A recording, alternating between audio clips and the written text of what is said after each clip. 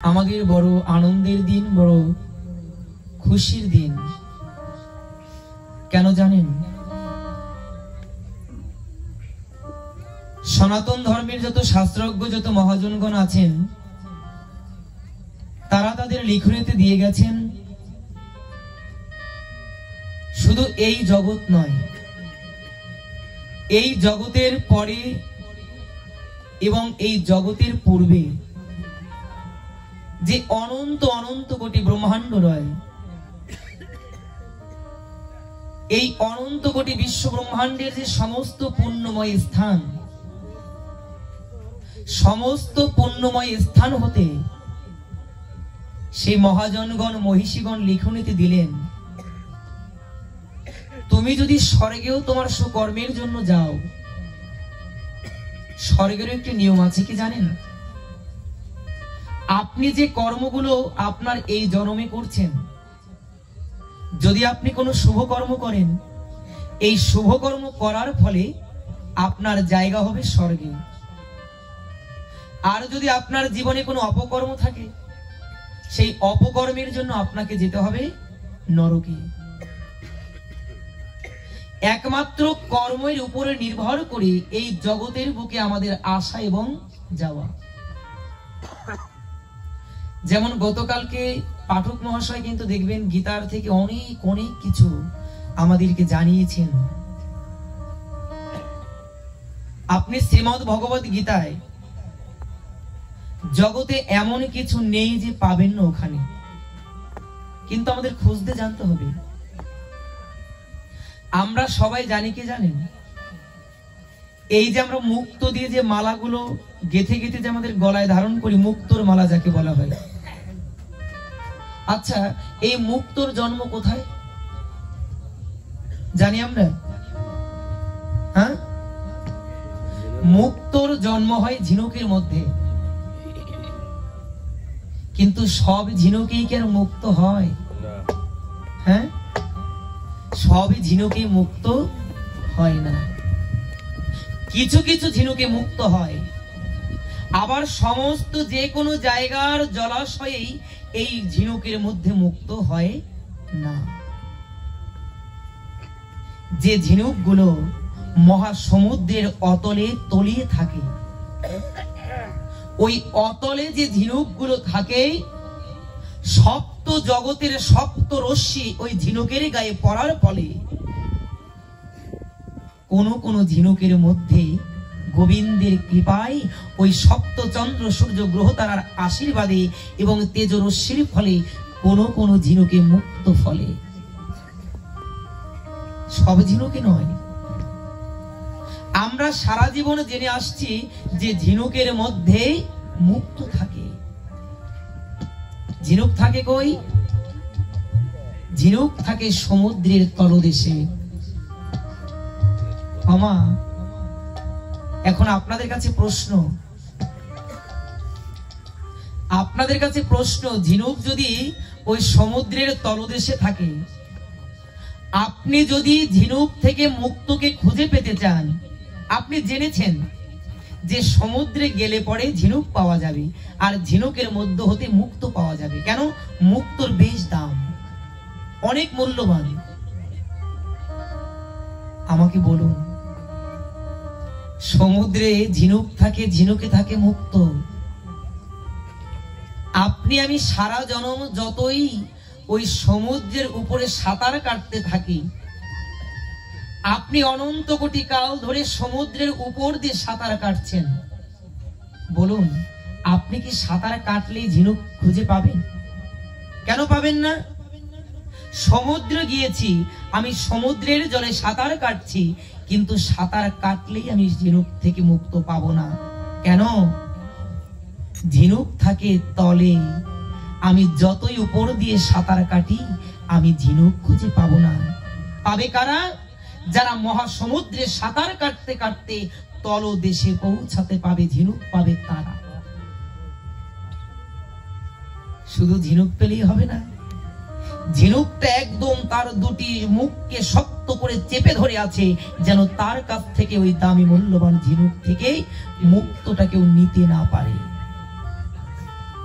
আপনি সমুদ্রে নেমেছেন, আপনি সাঁতার কাটছেন, কিন্তু সাঁতার যতই কাটুন আপনি যদি ডুব দিতে না জানেন আপনি যেমন তলদেশে পৌঁছাতে পারবেন না।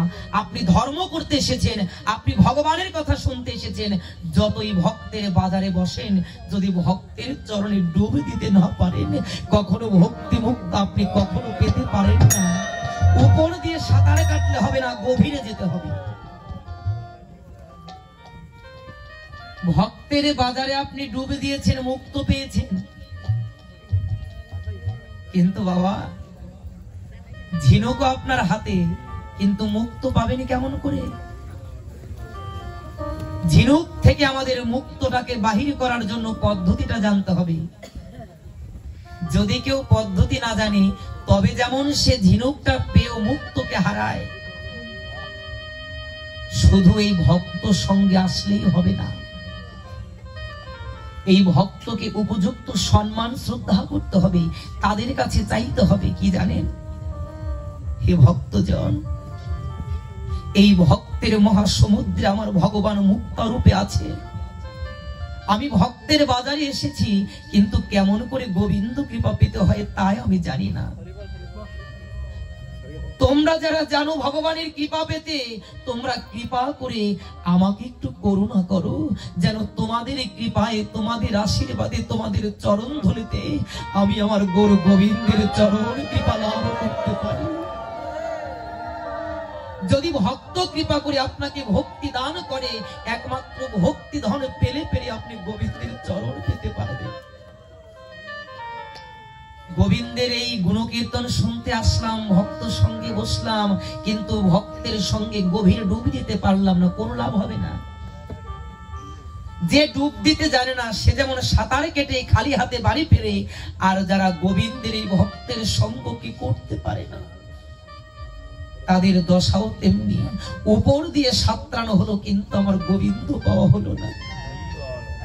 এখানে গোবিন্দ পাওয়ার জন্য এসেছি মা, কোনো কথা কোনো গল্প করার জন্য নয়। তাই যারা ডুব দিতে পারবে একমাত্র তারাই আমার গোবিন্দ পেতে পারো, আর যারা ডুব এখনো শিখিনি হয়তো তাদেরকে খালি হাতেই ফিরতে হবে। তাই আসুন আমরা কেউ যেন খালি হাতে ফিরে না যাই, আমরা সবাই যেন গৌর গোবিন্দ কৃপা লাভ করে আমাদের আপন ঠিকানায় পৌঁছে যেতে পারি। তাই আমরা বিলম্ব না করে আমরা সকলে পৌঁছে যাব সেই গৌর দেশে। আমরা সকলে আজকে শুনবো আমার গৌর হরি জগতের বুকে কেন আসলেন, আর জগতে এসে তিনি কি ধন বিতরণ করলেন। মিঠুন দা আপনি বসবেন না তো, একটু যান সাউন্ডের কাছে যান। ত্রেতাতে পেয়েছি রামচন্দ্র, দাপরে পেয়েছি ভগবান শ্রীকৃষ্ণ পুরুষোত্তম, এবং আমাদের এই কলিতে আমরা কাকে পেয়েছি বলুন?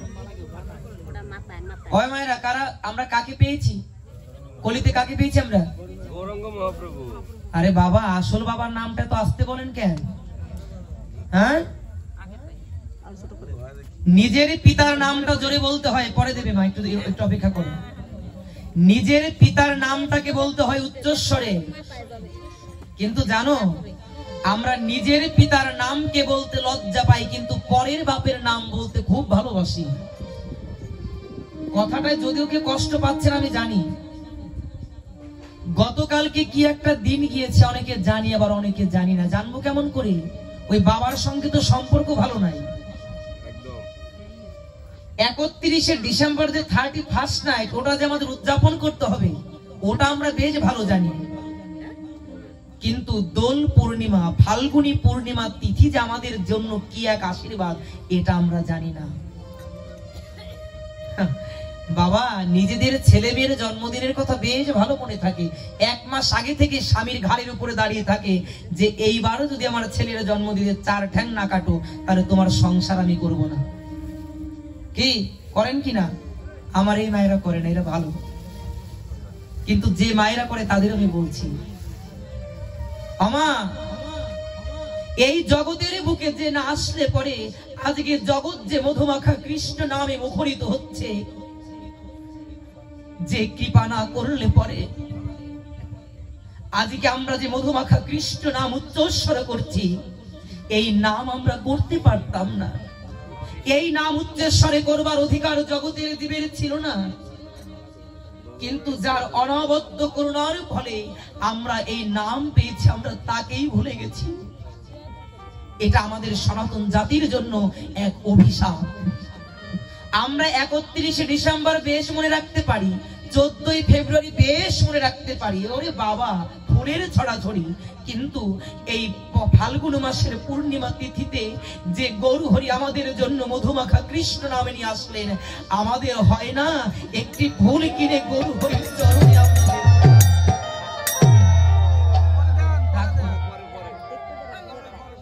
দেবে দিতে হবে। গৌরকে মালাটা পড়াই তারপরে দিতে হবে, এটা প্রসাদী হোক। যাক মা, বুঝতে পারি নাই, আমাদের সামর্থ্য হয় না যে গৌরের জন্য জগতের বুকে আমরা এত ধন্য কলির জি, আমরা সেই গৌরের জন্মদিনে পারি না একটু ফল কিনে মিষ্টি কিনে গৌর হরিকে নিবেদন করতে, হে গৌর তুমি আমাদেরকে না চাইতে এত দিলে, কিন্তু আমরা তো তোমাকে কিছু দিতে পারলাম না। অনর্পিত চরিং চিরা করুণ অবতীর্ণ কল, যে ধন অন্য কোন যুগে দান করেনি ভগবান, সেই ধনকে গোবিন্দ আমার মহাপ্রভু একদম অনর্পিত ভাবে দান করেছে। বলো সেই দান তোমরা ভুলে গেছো। তাই তো আমাদের গতকালকে যে শুধু দোল যাত্রাই নয়, ওই দোল যাত্রার ফাল্গুনী পূর্ণিমা তিথিতে এই জগতের অন্ধকার দূর করতে সন্ধ্যাক্ষণে আমার গৌর হরি এসেছিলেন জগৎকে চৈতন্য দান করার জন্য। আমরা ভুলে গেছি তাকে। আরে বাবা, ওই রাধা কৃষ্ণ লীলা করছে, ওটা তো তুমি পরে জানতে পেরেছো। রাধা কৃষ্ণ লীলা করেছে, ওগুলো তোমাদের জানা সম্ভব হতো না। কেন জানো? পদকর্তাগণ গৌর মহিমায় বলেছেন, যদি গৌর না হইতো তবে কি হইতো, কেমনে ধরিতাম দে। শ্রী রাধার মহিমা প্রেম রসসীমা জগতে জানাতো কে? আজকে যে কৃষ্ণ কৃষ্ণ বলে কাঁদছো, রাধা রাধা বলে ধোলাই গড়াগড়ি দিচ্ছ, এই কৃষ্ণ রাধাকে চিনতে পারতে না যদি আমার গৌর জগতের মুখে না আসে। আমার সোনার গৌর যদি কাঙাল রূপে জগতের বুকে এসে তার সোনার দেহটাকে এই ধুলার সঙ্গে মিশিয়ে না দিত, তোমরা কেউ কোনোদিন আমার কৃষ্ণকে চিনতে না। গীতার পাতায় গোবিন্দ বলেছেন, যদা যদাহি ধর্মস্য গ্লানি ভবতি ভারত। এটা সকলের জানা। গোবিন্দ বলেছেন, এই জগতের বুকে যতবার প্রয়োজন হবে আমি ততবার আসব। এই ধর্মের প্রতি যখন অবক্ষয় নেমে আসবে, সাধু গুরু বৈষ্ণবের যখন ক্রন্দন জগৎকে মুখরিত করবে, আমি সাধু গুরুকে রক্ষা করার জন্য, এই সনাতন ধর্মকে সংস্কার করার জন্য যুগে যুগে আসবো। মা ভই বলে আমার গৌর মহাপ্রভু এসেছে। ভয় নেই, আমি আসি, আমি এসেছি, আমি আসবো, শুধু তোর একবার আমাকে ডেকেই দেয়। তাই গৌরকে যদি না ডাকতে পারি, ওই গৌর কৃপা না হলে পরে তুমি যে কৃষ্ণ কৃষ্ণ বলে মরো, ওই কৃষ্ণ কৃপা তোমার কখনো হবে না। কেন? তুমি জানোই না তুমি যে কৃষ্ণের ভজন করছো, ওই কৃষ্ণ দূরে কোথাও নয়। আজকে যে গৌর কৃষ্ণ নাম এনেছে, ওই গৌরের মধ্যে আমার রাধা কৃষ্ণ যুগল ধরে একত্রিত হয়ে গেছে, এক হয়ে গেছে আমার গৌর হরি রঙে। তুমি চিনতে পারোনি তো আজকে চিনে নাও এই গৌরকে। এই কলিতে রাধা কৃষ্ণের বিগ্রহ চিত্রপট সব ঘরে পাই, কিন্তু জানো দুঃখ হয়, কষ্ট হয়। ওই রাধা গোবিন্দের চিত্রপটের সঙ্গে যদি আমার দয়াল গৌর নিতাইয়ের চিত্রপটটাও থাকে, কতই না মধুর হয়। কেন জানো? নিতাই কৃপা বিনে ভাই ওই গৌর কৃপা পেতে না। গৌর কৃপা ভিন্ন ভাই কৃষ্ণ কৃপা পেতে নাই। নিতাইয়ের কৃপা হয় যার প্রতি, গৌর কৃপা হয় তার প্রতি। গৌর করুণা যার হয়, কৃষ্ণ কৃপা তার হয়, রাধা কৃপা হয়। আর রাধা কৃষ্ণ কৃপা হলে পরে অবশ্যই তার ব্রজধামে বাস হয়। যে ব্রজধামে যেতে চাইছো, এক একটা সিঁড়িকে টপকে ওঠো। ওই মুখ দিয়ে বললাম আর স্বর্গে চলে গেলাম, ওই বৈকুণ্ঠে চলে গেলাম, এগুলো একদম ভুল।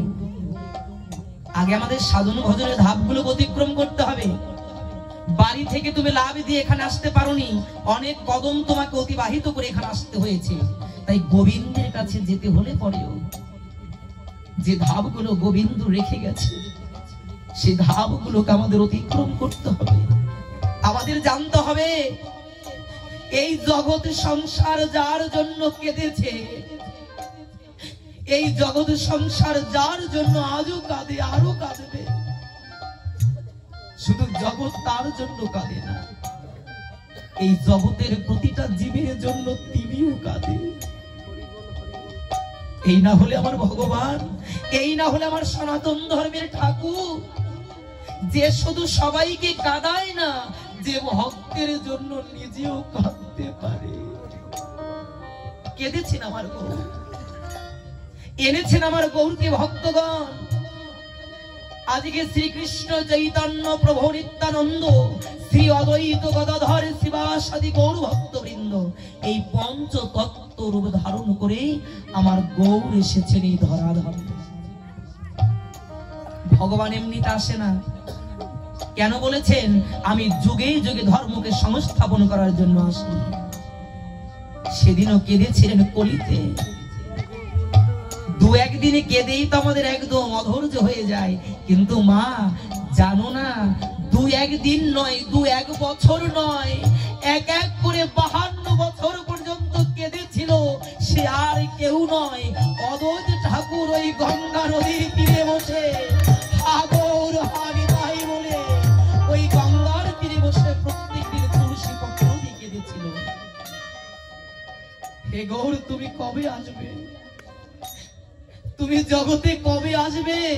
কবে এই কলির জীবে তোমার চরণ ধুলি পেয়ে ধন্য হবে? তুমি একবার কৃপা করে এসো গৌর। ও গৌর, তুমি দেখো জগৎ আজ অধর্ম দ্বারা পরিবেষ্টিত হয়ে গেছে। জাতি কুল ধর্মের সমস্ত ধর্মভেদে আজকে জগৎ পূর্ণ হয়েছে। তুমি আসো কেন জানো? এই জগতের মহাব্যাধি যদি কেউ সারাতে পারে, একমাত্র তোমাকে শ্রেষ্ঠ বুদ্ধির ধারণ করে আসতে হবে। আমার এই যে টর্নেডো ঝড়গুলো হয় দেখেছো না, যে বৈদ্যুতিক ঝড়গুলো হয়, ওই টর্নেডো ঝড় হলে পরে দেখবে জগতের সব কিছু তছনছ করে দিয়ে যায়, কিচ্ছু ঠিক থাকে না, এলোমেলো হয়ে যায়। আমার মনে হয় কি জানো, এই জগতে আমাদের প্রতিও একটা কলির টর্নেডো ঝড় একদম বিস্তৃত ভাবে পিষে দিয়ে গেছে। আমাদের জীবনটাকেও কেমন যেন এলোমেলো করে দিয়েছে। আমাদের সব ভালো লাগে, কিন্তু আমাদের কৃষ্ণ নাম করতে ভালো লাগে না। আমার জীবনটাও ঝড়ের মতো এলোমেলো হয়ে গেছে। তাই অদ্বৈত ঠাকুর 52 বছর পর্যন্ত কেঁদে কেঁদে চোখের জলে বলেছিল, গৌর তুমি কবে আসবে? এই বিপদগামী জীবকে কবে তুমি হাত ধরবে? এরা যে পথ চেনে না, তুমি আসো, এদের পথ চিনাও, এরা যে বিপদগামী হয়ে যাচ্ছে। তাই ভগবান বলছেন, নাম আর নামই হচ্ছে অভেদ। আমার নাম ধরে যদি কেউ ডাকতে পারো, আমি যেখানেই থাকি না কেন, আমি যদি রাধারানীর সঙ্গে বিলাস করতে থাকি, ভক্তের ডাকে আমি গোলক ছেড়ে ভুলকের গায়ে নেমে আসি। আমি ভুলকের গায়ে নেমে আসি। একবার আমাকে দেখেই দেখো। ডাকতে জানলে না জি, যেতে শিখলে না ভগবানের কাছে। তাই তো ভগবান বললেন, ওরে তোরা থাক, আমি আসতেছি। ভগবানকে বলছেন আমি আসি, তোমাকে বলে নাই যে তুমি ভগবানের কাছে যেতে পারো। কেন তুমি যেতে পারো না? তোমার সেই শক্তি নেই। তাই তোমার গোবিন্দ বলছেন তোরা অপেক্ষা কর, আমি আসব। কখন? আমাকে একবার তোরা ডেকেই দেখিস, আমি যেখানেই থাকি আমি তোদের কাছে ছুটে আসবো, একবার তোরা আমাকে ডেকেই দে। তাই মা আসুন, যে গৌরকে ডাকলে পরে যে গৌর কৃপা করে। আজকে আমরা সেই মহাপ্রভুর জন্মদিন উপলক্ষ যে অনুষ্ঠান, আমরা আজকে সবাই গৌর হরির কাছে ক্ষমা প্রার্থনা করবো। হে গৌর, আমরা তো তোমার সন্তান, তোমার কোনো কিছু বুঝতে পারি না, আমরা অপরাধী। তাই আমাদের সকলের অপরাধকে ক্ষমা করে তুমি আমাদেরকে করুণা করো। গতকাল হয়তো আমাদের দিনটা ভুলে চলে গেছে, কিন্তু গৌর আমার জীবন থেকে আর একটি দিনও আমি ভুলে যেতে দেব না। কি করব জানো? যে মালা গতকাল পড়াতে পারিনি সেই মালা আমি আজ পড়াবো। কেন? কখন তোমার দিন আর কখন তোমার রাত্রি তা তো আমি জানি। কোন দিন তোমার জন্ম, কোন দিন তোমার গমন তা জানি না। তুমি নিত্য জগতে বিলাস করো, তাই নিত্য তোমার জন্ম, নিত্য তোমার বিহা। তাই গৌর আজকে তোমার জন্মদিনে আমরা সবাই এই ভক্তির ফুলের মালা তোমার গলদেশে পরিধান করবো। নিতাই গৌর হরি বল।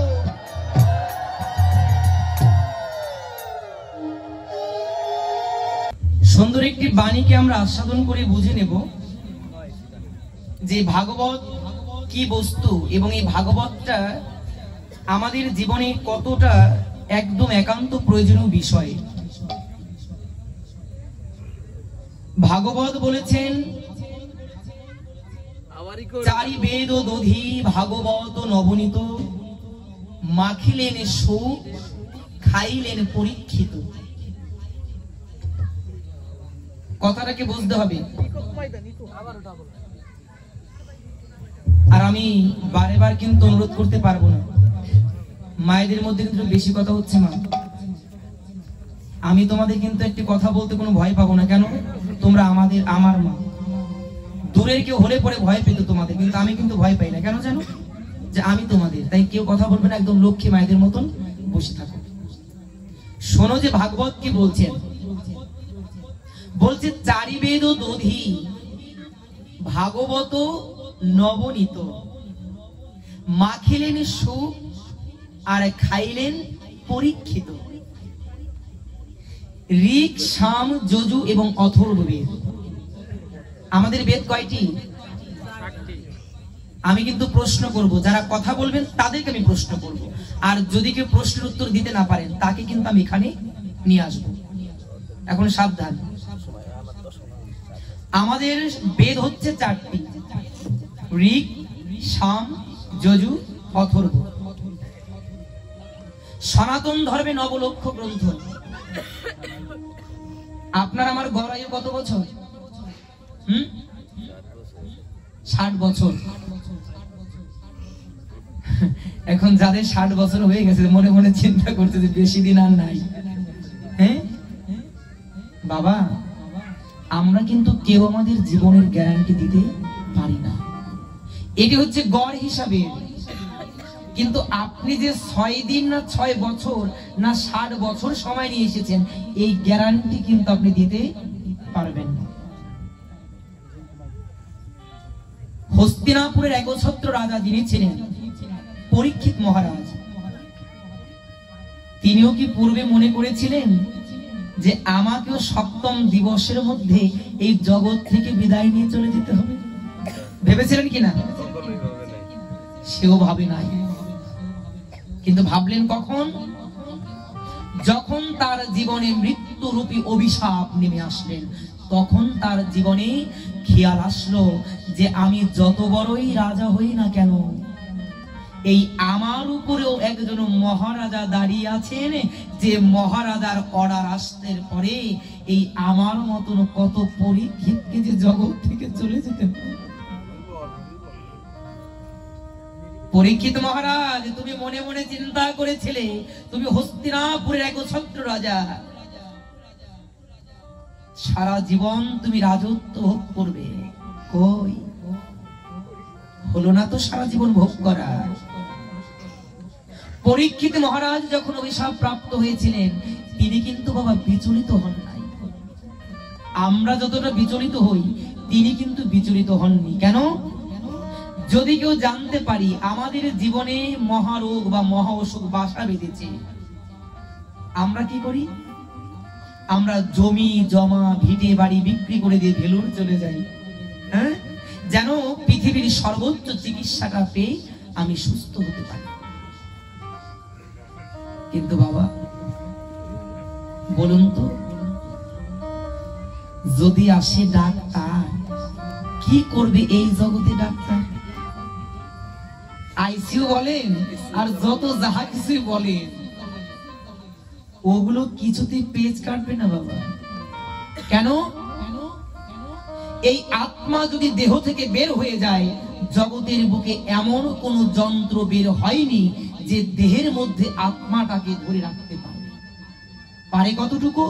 এই আত্মা যত সময় পর্যন্ত আছে, ঠিক তত সময় পর্যন্ত দেহের একটু পরিচর্যা করতে।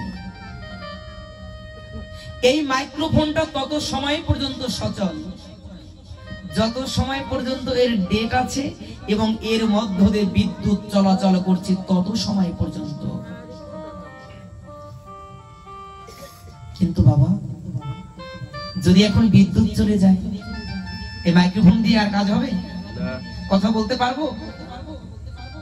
তাহলে মাইক্রোফোনের কাজ তো শব্দ করে জগৎকে শোনানো, কিন্তু বিদ্যুৎ চলে গেলে পরে এর কিন্তু আর কোনো মূল্য নেই।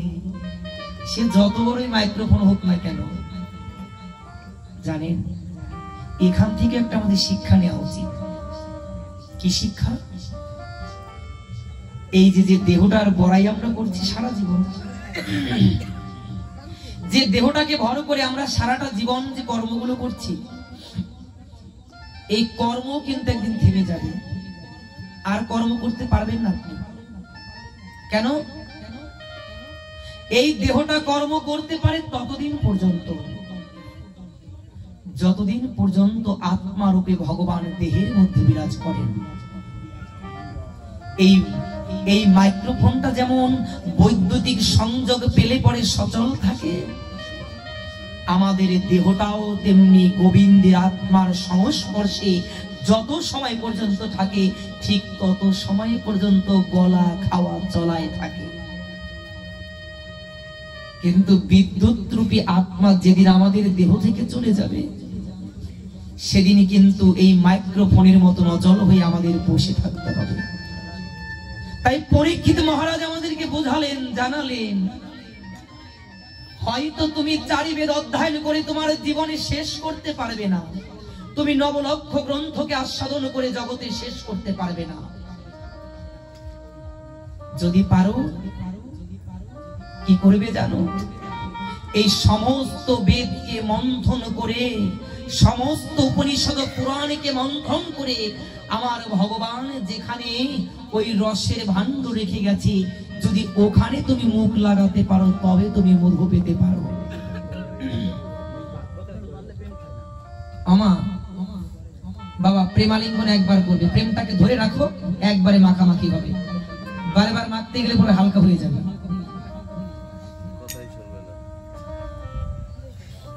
ভগবান বললেন, যেখানে ভগবান প্রেম রেখেছে, যদি তুমি সেখানে যেতে পারো, প্রেমের ভাণ্ড তুমি সেখানে পেতে পারো। পরীক্ষিত মহারাজ কেন বললেন? পরীক্ষিত মহারাজ পারতেন না? পরীক্ষিত মহারাজের এই ক্ষমতা ছিল, যমরাজকে বাধ্য করে হলেও তার জীবন থেকে মৃত্যুকে ঠেকাবার মতন সেই ক্ষমতা পরীক্ষিতের ছিল। কেন? যিনি গর্ভে বসেই শঙ্খ চক্র গদা পদ্মধারী ভগবানকে দর্শন করেছিলেন। এই মাতৃ অন্ধকার জঠরে পরীক্ষিত মহারাজ গোবিন্দকে দর্শন করেছিলেন বলে ভাগবত বললেন, এই পরীক্ষিত মহারাজের আরেকটি নাম হচ্ছে বিষ্ণুরাজ। কেন? যিনি ভগবান শ্রী বিষ্ণুকে এই মাতৃ জঠরে বসেই দর্শন করেছেন।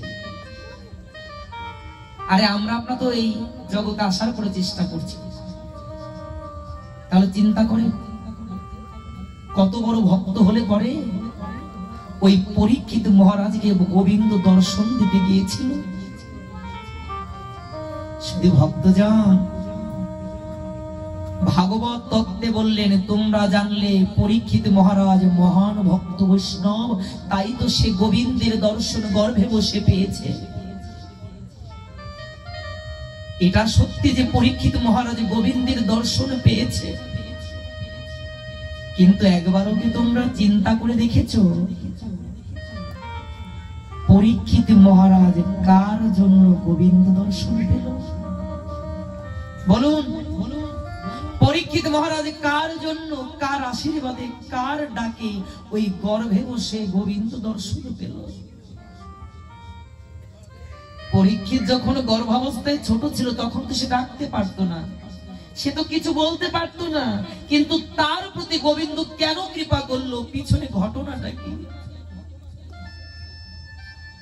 তত্ত্ব যারা বিশ্লেষণ করেছেন, চুল চেরা বিশ্লেষণ করে বলেছেন, ওরে আমার গোবিন্দ যে পরীক্ষিতের ডাকে নয়, আমার গোবিন্দ পরীক্ষিতের কাছে কেন গিয়েছিল জানো? উত্তরা যখন গর্ভাবস্থায় পরীক্ষিতকে গর্ভে ধারণ করেছিল, ওই মহা বিপদের সময় উত্তরা দু বাহুকে প্রসারিত করেছিল, হে দয়াল দীনবন্ধু তুমি কোথায়? আজকে বিপদের দিনে তুমি আমাকে কৃপা করো, আমার গর্ভ নষ্ট হয়ে যায়। কে ডেকেছিল? পরীক্ষিত নয় বাবা, এই জগতে কৃষ্ণ তুমি পাবে সেদিন। পরীক্ষিত মহারাজকে যেমন পরীক্ষিতের মা কৃষ্ণ দর্শন করিয়েছিল, নিজের ভক্তিতে সন্তানকে, তোমার জীবনও সেদিন কৃষ্ণ কৃপা হবে যদি তোমার গর্ভধারিণী মায়ের আশীর্বাদ তোমার মাথায় থাকে।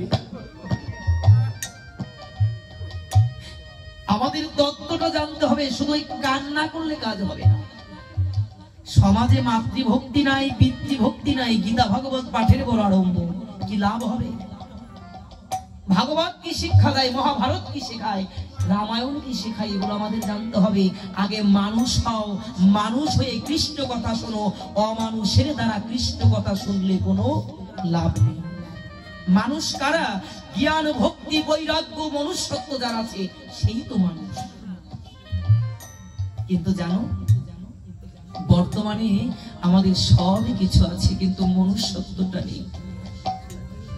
ঘরে মা কাঁদে, বাবা কাঁদে, আবার সন্ন্যাস নিয়েও কৃষ্ণ নাম প্রচার করছি। বাবাকে যত্ন জানি না, মাকে ভালোবাসতে জানি না, পাঠক সেজে জগতে ঘুরে বেড়াচ্ছি। এটা পাঠক হতে পারে না, ঠক হতে পারে, পাঠক হতে পারে না। তোমার জীবনের সার্থকতা সেদিন আসবে যেদিন তোমার ঘরের জ্যান্ত ভগবান তোমার জন্য গোবিন্দের কাছে প্রার্থনা করবে।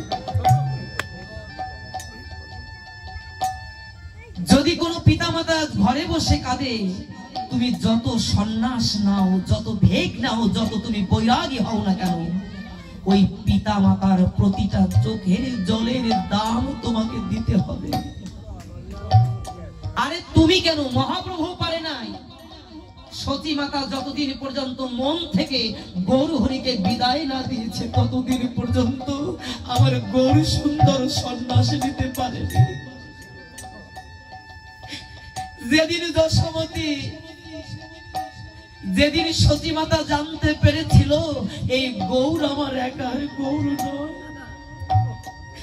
এই গৌর আমার একা সংসার করতে আসে নাই, জগতের সবাইকে নিয়ে সংসার করতে এসেছে, আমি গৌরকে কেন আমার ঘরে আটকে রাখবো? জগৎ যার জন্য কাঁদে, যদি আমি তার জন্য কাঁদতে পারি তবে তবে ধন্য মা। কয়জনের ছেলের জন্য জগতের লোকজন কাঁদে। আজকে আমি সোনার গৌর পেয়েছি আমার কোলে, হয়তো আমার গৌরকে আমি ধরে রাখতে পারবো না, কিন্তু আমার গৌরকে যদি জগতের কল্যাণে ছেড়ে দেই, আমি যদি মরেও যাই আমার গৌরের 100 কোটি মা থাকবে জগতের বুকে, আমার গৌর গৌর বলে কাঁদবে। যেদিন সতী মাতা বুঝতে পেরেছিল এই গৌর আমার একার নয়, এ গৌর জগতের গৌর, এই গৌর অনন্ত কোটি বিশ্ব ব্রহ্মাণ্ডে, সেদিনও আমার মা সতী মাতা কেঁদেছিল, বাবা তোকে আমি আর মায়ার বাঁধনে বেঁধে রাখবো না। ওগো মা সতী দেবী ওই গৌর হরিকে কখনো সম্পূর্ণ ওই নাম ধরে ডাকতেন না, নিজের ছেলেকে যেমন আপনি ছোট করে ডাকেন, নিমাই যাকে আমরা চিনি তাকে নিমনুমু করে ডাকতো মা। সেদিন মা বলেছিল, নিমু জগতে যদি তোর জন্য কল্যাণ আসে তবে আমি তোকে ঘরে রাখবো না বাবা, আমিও তোকে বিদায় দিয়ে দেব। কেন? আমি কেন তোকে ক্ষুদ্র করে রাখবো? আমি তোকে জগতের সবার সেবায় লাগিয়ে দেব। তুই কি করবি জানিস বাবা? তুই আমার কথা ভুলে যাস তাতে দুঃখ নাই, কিন্তু যে জন্য তুই জগতে এসেছিস তুই প্রতিটা বাবা মায়ের ঘরে গিয়ে তুই মধুমাখা কৃষ্ণ নাম ছড়িয়ে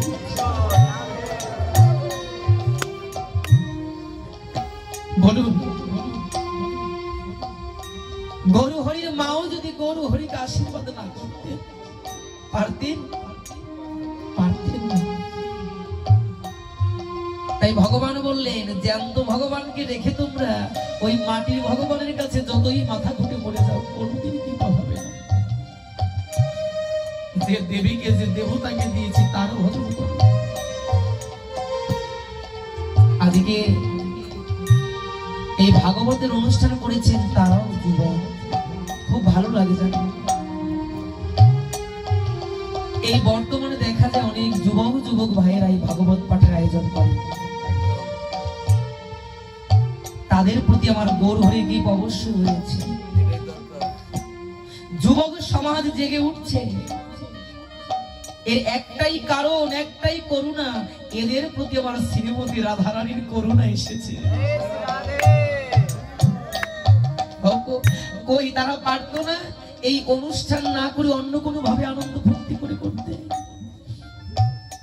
তাদেরকে কে এই চিন্তা এনে দিল মাথায়?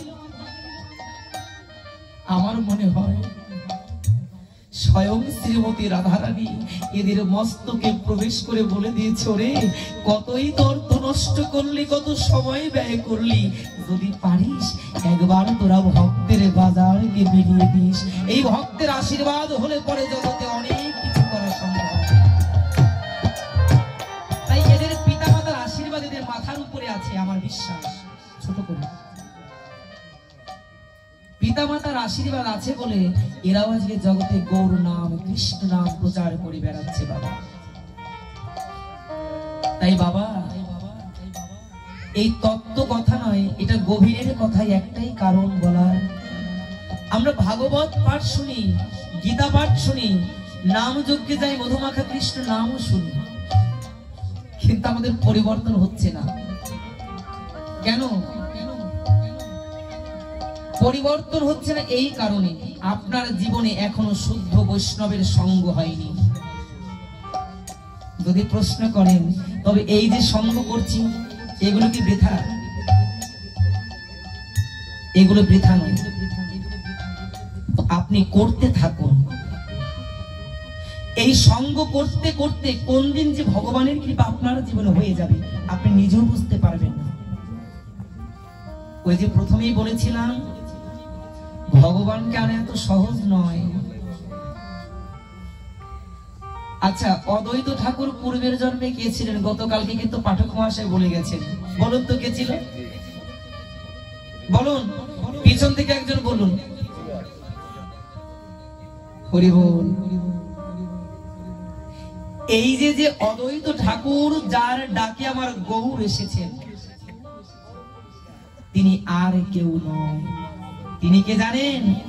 ভাগবতে যার নামটি উল্লেখ করেছেন দ্বাদশ ভাগবতের মধ্যে, যিনি প্রধান ভাগবত, তিনি এই অনন্ত কোটি বিশ্ব ব্রহ্মাণ্ডের যিনি ভোলানাথ আশুতোষ ভগবান, দেবের দেব মহাদেব। এই সনাতন ধর্মে জন্মগ্রহণ করে বৈষ্ণব জগতে এসেও যারা ভোলানাথকে সম্মান করতে জানি না, আমার মনে হয় ওই ভোলার কৃপা ছাড়াও ওই কখনো কৃষ্ণ কৃপা আপনার হবে না। কেন? যারা কৃষ্ণ বলে কাজে কিন্তু ভোলা মহেশ্বরকে সম্মান করতে জানি না, এদের ভজন সাধনের আসল গোড়াটাই ঠিক নাই। ভাগবতে যার নাম উল্লেখ করা দ্বাদশ ভাগবত ভোলা মহেশ্বর, যার কৃপা না হলে পরে আপনি কোনোদিন কৃষ্ণ কৃপা পাবেন না। কেন পাবেন না? যদি হরের কৃপা না হয় কখনো হরির কৃপা সম্ভব নয়। অনেকে বলেন কি এই ওরা ভোলানাথের পূজা করে, ওরা শৈব, ওরা শাক্ত। এই দ্বিধাটা কিন্তু আগে ছিল। যারা কাহেস্ত ব্রাহ্মণ ছিল তাদের দেখবেন ভোলানাথের মন্দির থাকে, শিবলিঙ্গ বা মা কালীর মন্দির থাকে না, বেশি কিন্তু তারাই করত। অনেকের দ্বিধা ছিল, কিন্তু বর্তমানে কিন্তু এই দ্বিধাটা উঠে গেছে। কেন উঠে গেছে? এখন সবাই জানতে পেরেছেন এই ভোলানাথকে যেমন দেখা যায় জটা পাকা পাকা, ওই বাঘের ছাল পড়া, অঙ্গে তার ভস্য মাখা, একে দেখতে হয়তো পাগলের মতন, কিন্তু এই পাগল এই জগতের পাগলের মতন নয়। যদি এই পাগলের মতন কেউ পাগল হতে পারে তবে মিলবে কৃষ্ণ মহাশয়। এই যে দেহটা, এই দেহটা নিয়ে কিন্তু আপনি কখনো ওই গৌর দেশে যেতে পারবেন না। কেন? সশরীরে কখনো বৈকুণ্ঠ ধামে যাওয়া যায় না। কি যাবে? এই যে আপনার দেহের মধ্যে যে সূক্ষ্ম আত্মাটা, এই আত্মা কিন্তু ভগবানের কাছে যাবে। এখন প্রশ্ন করুন তো, এই যে বড় কৃষ্ণ কৃষ্ণ করে লাফাচ্ছেন, কৃষ্ণ পাবেন কিন্তু ভোলানাথকে ভালোবাসতে পারেননি, সম্মান করতে পারেননি। কৃষ্ণ যেদিন দেহ থেকে বের হয়ে যাবে, এই দেহটাকে এখন কত আদর, কত যত্ন, কত সাবান সোডা দিয়ে পরিষ্কার করা। ওরে বাবা আমার স্বামী এসেছে, তোয়ালে এগিয়ে গিয়ে দাও, জল এগিয়ে দাও, বাবা এসেছে। কেন? দেহ দিয়ে কাজ করতে পারছো? দেহটা একবার পড়ে যাক বিছানায়, দেহটা পড়ে যাক, তুমি যত বড়ই নেতা হও আর তুমি যত বড়ই ক্ষমতাশালী হও, তুমি কাউকে সেদিন তোমার পাশে পাবে না। কেন? এই জগতের ভালোবাসা ততদিন যতদিন পর্যন্ত দেহে তোমার বল শক্তি আছে।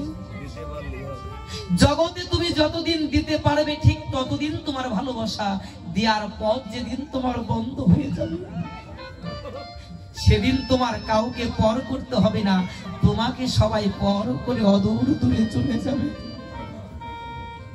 এই দেহের যেদিন পতন হবে, এই পচা গলা দেহের ভাগ তোমার কেউ নিতে চাইবে না। কি হবে জানো?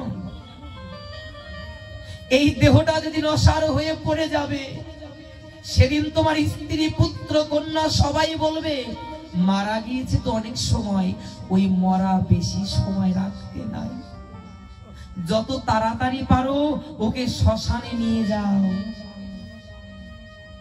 ওরে বাবা, কত স্বাদের ঘর বাড়ি, এই ঘর বাড়িকে ছেড়েও তোমার বিদায় নিতে হবে, জায়গা হবে না। 1 লক্ষ টাকা দিয়ে খাট তৈরি করেছো,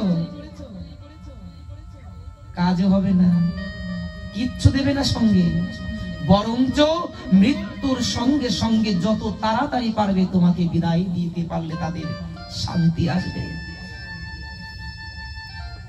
এই দেহের যেদিন পতন হবে, এই দেহের ভার যেদিন কেউ নিতে চাইবে না, এই দেহটাকে যেদিন তোমাকে সবাই ফেলে দেবে, যেদিন তোমার বলতে জগতে কেউ থাকবে না, সেদিন কি করবে জানো? সেদিন একজন মাত্র ব্যক্তি দাঁড়িয়ে থাকবে তোমার এই দেহের ভরটাকে বহন করার জন্য। কি করবে সেদিন? জগতে তোমাকে যেদিন সবাই বিদায় জানিয়ে দেবে, শ্মশানে মা দাঁড়িয়ে থাকবে আর ডেকে ডেকে বলবে, ও খোকা, পরের সংসার করার স্বাদ মিটলো তো বাবা? দেখলি তো সংসার করার কত সুখ, কত আনন্দ। ও খোকা, তোর দুঃখ নেই, তুই কষ্ট পাস নে, তোকে সবাই ফেলে দিলেও আমি তো তোকে ফেলে দিতে পারবো না। ও খোকা, তুই ঘরের ছেলে, আমার ঘরে ফিরে আয়। তোকে সংসারে আর কেউ ভালোবাসে না, তুই আমার পক্ষে আয় বাবা। সেদিন ওই শ্মশান কালী মায়ের কাছে যেতে হবে, মা তোমাকে কোলে তুলে নেবে, বাবা সেদিন তোমার দেহটাকে তার নিজের অঙ্গে জড়িয়ে ধরবে বাবা। ভোলা মহেশ্বরের ওই শ্মশানে যদি তোমার দেহের পতন না হয়, তোমার ওই দেহ নিয়ে কখনো কৃষ্ণ জগতে যাওয়া সম্ভব নয়। তাই দেহটা যার কাছে রেখে যাবে, তাকেই যদি তুমি অবহেলা করো, তুমি যতই কৃষ্ণ কৃষ্ণ বলে লাফাও না কেন, কৃষ্ণের কাছে যেতে পারবে না। এখনো যদি ভোলানাথের কাছে আপনাদের দ্বিধা থাকে, আর কিছু করার নেই। আমার সনাতন ধর্ম কাউকে অবজ্ঞা করতে শেখায় না।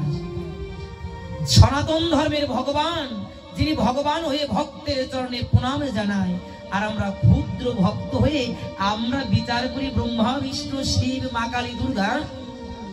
তুমি কত বড় একজন ভক্ত হয়ে গেছো যে মায়ের পায়ে প্রণাম করবে না, ভোলার চরণে প্রণাম করবে না, আবার কৃষ্ণ কৃষ্ণ বলেও মরবে। কাজ হবে না।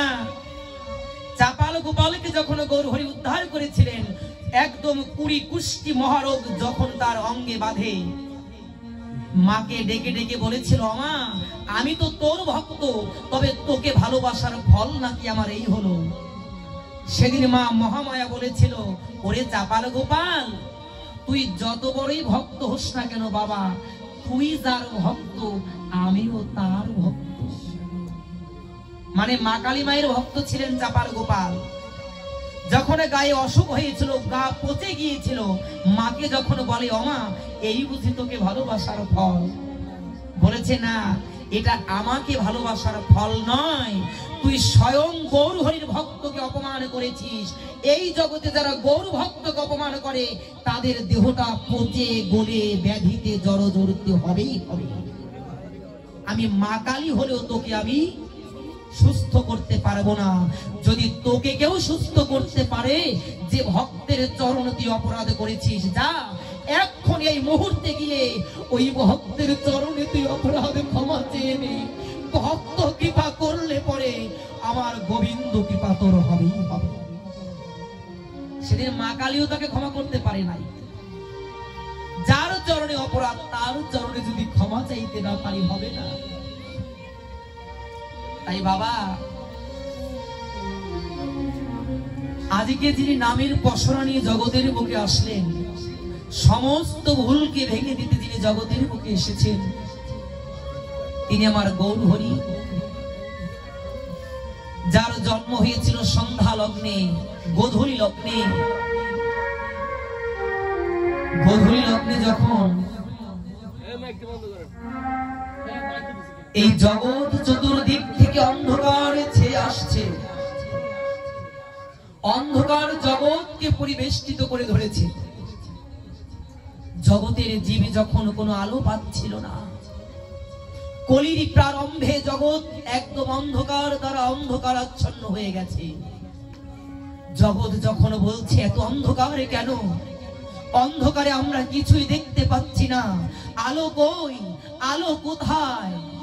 জগৎ যেদিন এই আলোর জন্য মরছিল,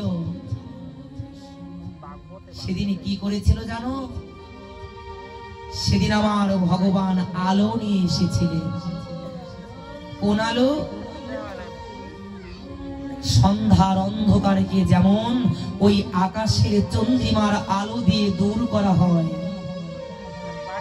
এই জগতের অন্ধকারকে দূর করতে এই একটি আকাশের একটি চন্দ্র নয়, এই সমগ্র জগতের অন্ধকার দূর করতে ওই সন্ধ্যা মুহূর্তে আমার গৌরচন্দ্র উদয় হয়েছিলেন কলি যুগে, কলির জীবের অন্ধকার দূর করতে।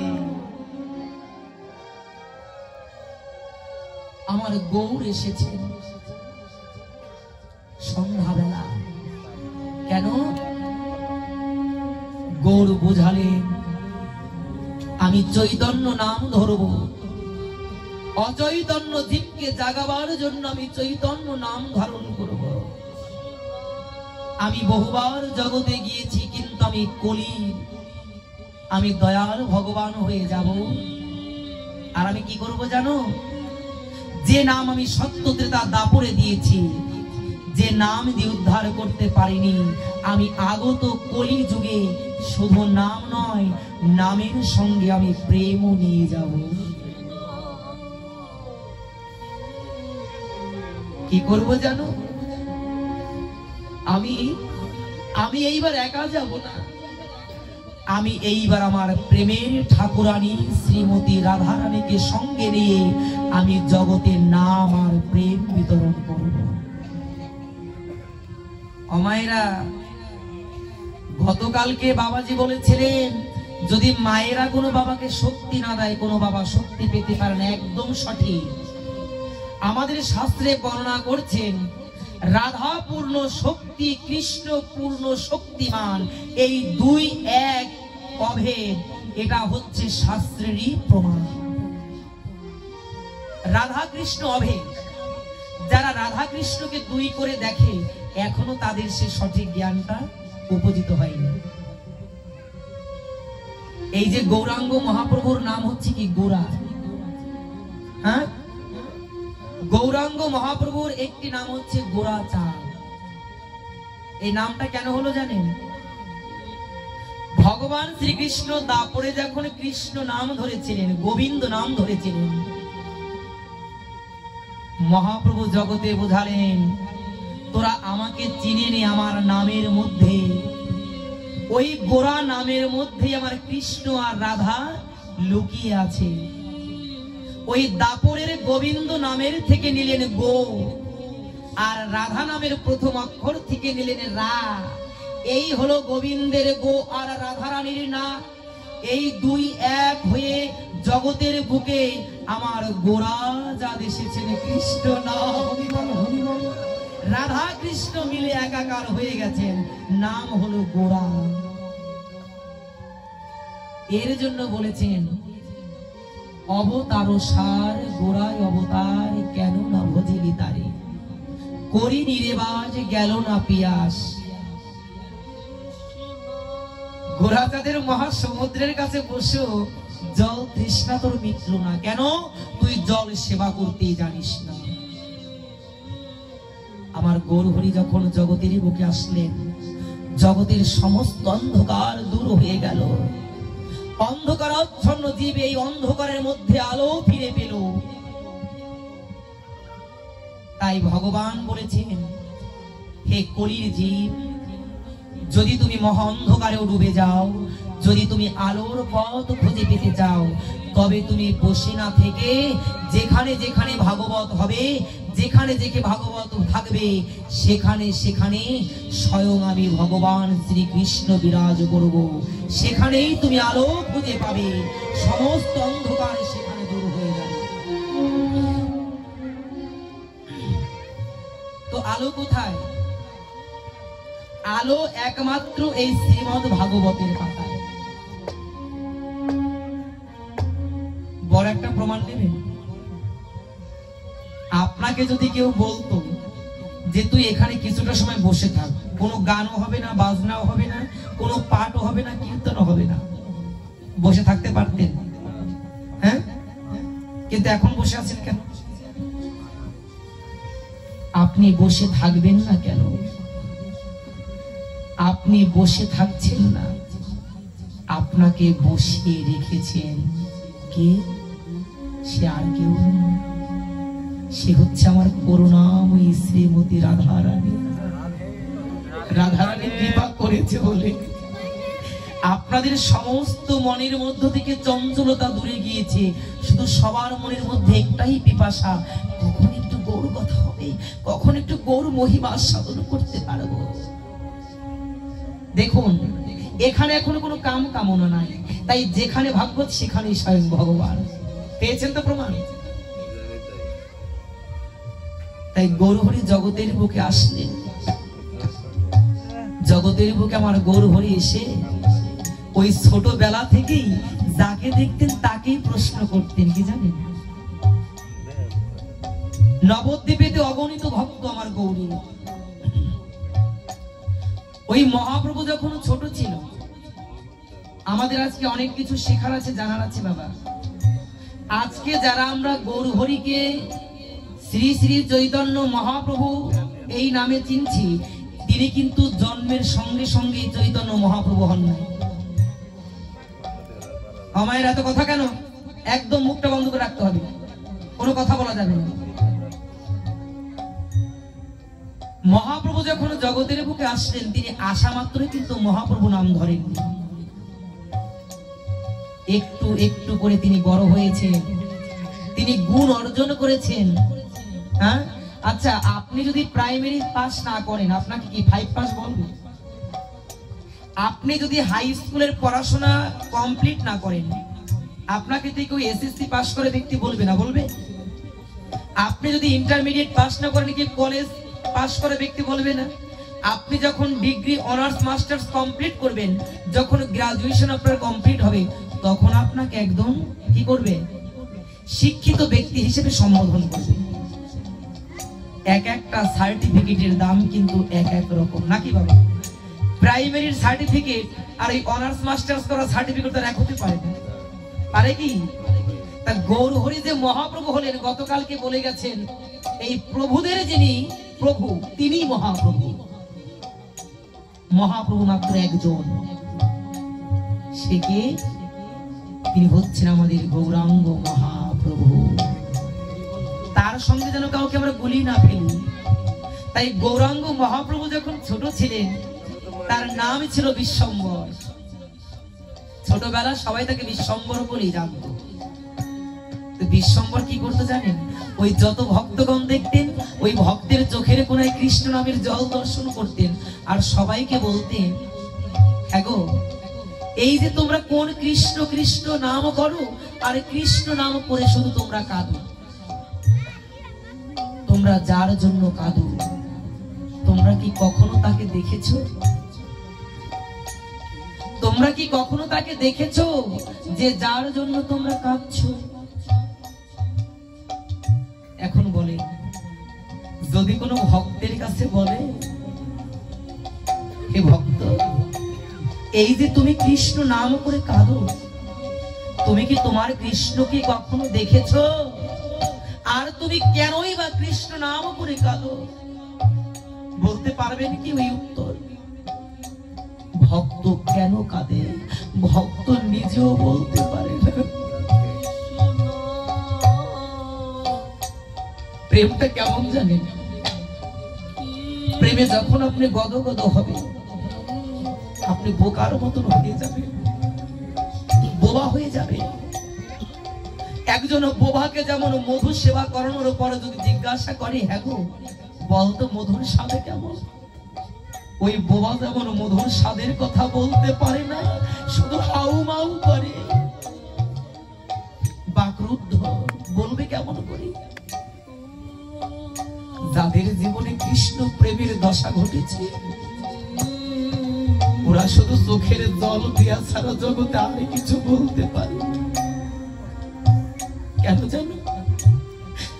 ওই কৃষ্ণের প্রেম যাদের হৃদয়ে জাগ্রত হয়েছে বাবা,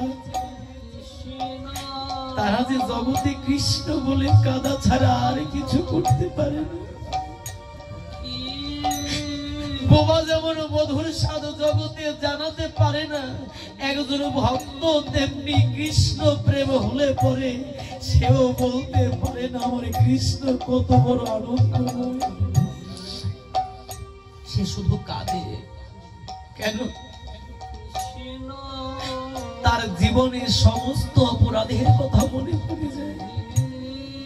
এগো, কত অপরাধ করেছি, কত কুকাজ, কত অপকর্ম করেছি, কিন্তু একদিন আমি তোমাকে ডাকিনি।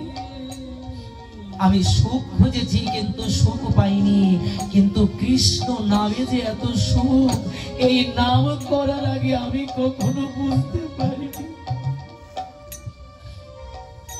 হঠাৎ করে একদিন শ্রীবাস ঠাকুর যাচ্ছে মহাপ্রভুর সামনে দিয়ে। শ্রীবাস কি করে? ওই কৃষ্ণ নাম করে আর দুই চোখের জলে ভাসে।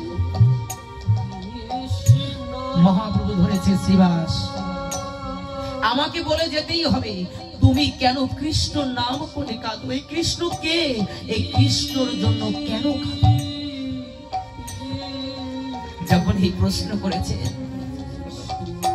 শ্রীবাস ঠাকুর বিশ্বম্বরকে বলেছে, ওরে বিশ্বম্বর, এই জগতে কৃষ্ণ বলে কেন কাঁদি? এটা আমি কখনো তোকে বলতে পারবো না। তবে শোন, ওই কৃষ্ণকে আমি দেখিনি, শুধু এতটুকুই অনুভব করে কাঁদি, যাকে কোনোদিন দেখিনি, তার নামে এত প্রেম, যদি তাকে একদিন দেখতে পারতাম না জানি কত আনন্দ হতো। যার নামে এত প্রেম, যার নামে হৃদয়টা আনন্দে পুলকিত হয়। তবে শোন বিশ্বম্বর, আজকে তোর প্রশ্নের উত্তর হয়তো আমি দিতে পারলাম না, তবে আমার ওই নামের একটা কৃপা, ওই নামের কৃপা যার প্রতি হবে সে কাঁদবেই কাঁদবে। বিশ্বম্বর, আমি আমার সেই কৃষ্ণের কাছে তোর জন্য বলি, আমরা যেমন কৃষ্ণ বলে কাঁদি, এই কৃষ্ণের কৃপা তোর প্রতি যেদিন হবে সেদিনও যেন তুই আমাদের মতো কাঁদতে পারি। সেদিন তুইও যেন কাঁদতে পারিস, সেদিন তুই বুঝবি যে কৃষ্ণ নামে জগতে কেন কাঁদে। রাধা কৃষ্ণ মিলিত তনু অন্তর্যামী ভগবান যখন এই কথা শুনতে পায়, মনে মনে শ্রীবাস ঠাকুরকে বলে উঠেছে, শ্রীবাস, যে কৃষ্ণ বলে তোমরা কাঁদো, ওই কৃষ্ণ বলে কাঁদার জন্য আমিও জগতে এসেছি। জানো, আমি দাপরে এই কৃষ্ণ নামে আমি যে রাধারানীকে কত কাঁদিয়েছি, আমি যে ঋণী হয়ে গেছি রাধারানীর কাছে। ঋণ তোমাকে শোধ করতেই হবে। রাধারানী যে কত কৃষ্ণ কৃষ্ণ বলে জগতে কেঁদে মরেছে, তার কোনো হিসাব আমি দিতে পারবো না। ও শ্রীবাস, আমি দাপরে ছিলাম কালো কৃষ্ণ, আমি কলিতে এসেছি ধলা হয়ে গৌর রূপে। তোমরা তো জানো না, ওই কৃষ্ণ বর্ণ ঢেকে দিয়ে আমার শ্রীমতী রাধারানী আমার অঙ্গের উপরে এসে এই জগতে গৌর রূপে কৃষ্ণ বলে কেঁদে।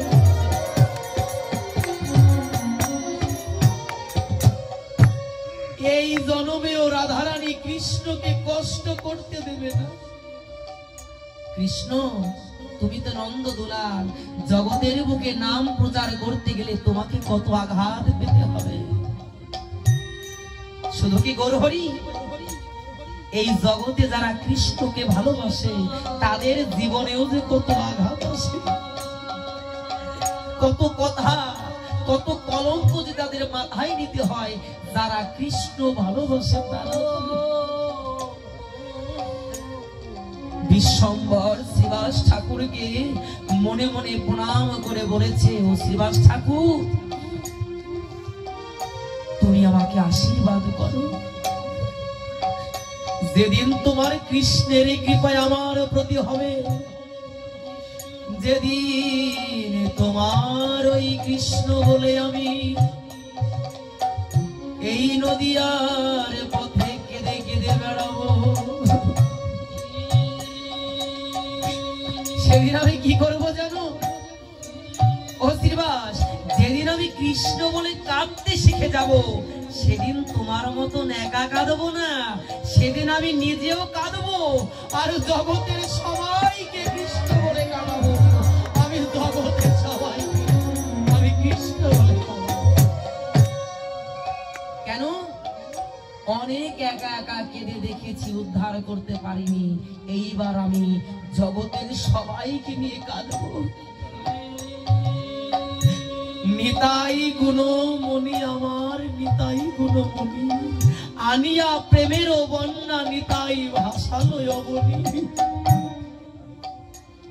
নিতাই কেন প্রেমের বন্যা আনলে? আমা, এই যে যত উঁচু নিচু জায়গা আপনারা দেখেন, যতদিন পর্যন্ত শুকনো থাকে, আমি ধনী, আমি গরিব, আমি কবি, আমি পাঠক, আমি ডাক্তার, কিন্তু বলেন এই জগতের ভূমি যতই উঁচু নিচু হোক, যতদিন পর্যন্ত শুকনা ততদিন পর্যন্ত তুমি উঁচু। যদি এক বিশাল বন্যা আসে, কি হবে সেদিন? ওই বন্যার জলে যখন তুমি তলিয়ে যাবে, সেদিন থাকবে কোথায় তোমার উঁচু নিচুর গরিমা? সেদিন জগৎ একাকার হয়ে যাবে। তাই বলেছেন, নিতাই গুণমণি আমার গৌর গুণমণি, আনিয়া প্রেমের বন্যা ভাসালয় মনি। আমার গৌর হরি জাত পাত ছোট বড়, মেথর মুচি ডুম, ব্রাহ্মণ বৈশ্য শূদ্র সবাইকে এক নামের বন্যায় ভাসিয়ে একাকার করে জগৎকে কৃষ্ণ নামে মাতোয়ারা করেছে। এই নামের কাছে কোনো ছোট বড় না। মনে মনে চিন্তা করেছ, ধনীর ঘরে জন্ম হয়েছে, বড় বংশে জন্মগ্রহণ করেছি, আর কি?